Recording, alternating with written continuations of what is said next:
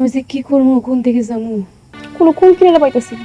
তুমি আমার কোনো পথ দেখাও আল্লাহ, একটা না একটা পথ আমার দেখাও। কি চিন্তা করতেছো? কি আর চিন্তা করবো? মাথার মধ্যে তো একটা চিন্তা দিয়েই দিছেন, ওইটাই সারাক্ষণ মাথার মধ্যে ঘুরপাক খাইতেছে। আচ্ছা, আপনি তো জানেন আমার আব্বার অবস্থা নাকি? আমার আব্বা যদি এতগুলো টাকা দিতে পারতো তাহলে না হয় একটা কথা ছিল, কিন্তু আমার বাপেরা তো মাইরে ফেলা দিলে এতগুলো টাকা দিতে পারবো না। এমনিতে আমার আব্বার যে অবস্থা, অসুস্থই থাকে সবসময়। এর মধ্যে যদি এই কথা শুই না, জানি না কিছু একটা হয়ে গেলে কি হইবে, একবার ভাবেন তো। একটু আব্বার কোনো ম্যানেজ করে দিতে। উপায় তো একটা আছেই, আমার না কতগুলো জমানো টাকা আছে, তাহলে ওইগুলো দিয়ে গরু একটা ব্যবস্থা করে দিতে পার না? তোমার সামনে ওই দিন আমি কইলাম, আমার দেখো না করছে, দিব না। কি কইছেন? কোয়ার মতো কি কিছু কইছেন? আমারে যেভাবে চাপ দিতেছেন টাকার জন্য, সেভাবে দেন আমারে চাপ। কেমনে দিব আমার স্যার? তুমি কতদিন হলো আমাকে সংসারে আইছো, দেখো না আম্মা আমার লোক কি করে।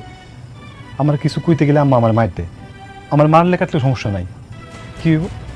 তোমার আমার সম্পর্কটা নষ্ট হইব, আম্মা ঝামেলা করার চেষ্টা করবো, তাহলে দুইটা সম্পর্ক নষ্ট হইতেছে, আমার বোনের সংসার নষ্ট হইতেছে, তোমার আমার সংসার নষ্ট হইতেছে। তাহলে এটা হইলে বেশি ভালো হয় না?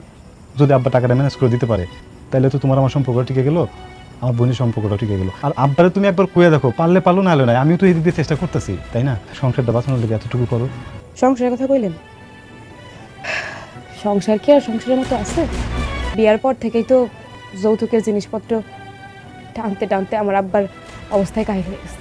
কিস্তি এখনো শোধ হয় নাই, সুদের টাকা এখনো শোধ হয় নাই, এখন তো শুরু করছেন কোরবানির গরু কেনার টাকা দেওয়ার কথা। এটা কি হইতেছে তাইলে? হ্যাঁ, এটা কি আমার যৌতুকের সংসার? এখন আর কোনো উত্তর নেই, কপালটা আমারই খারাপ।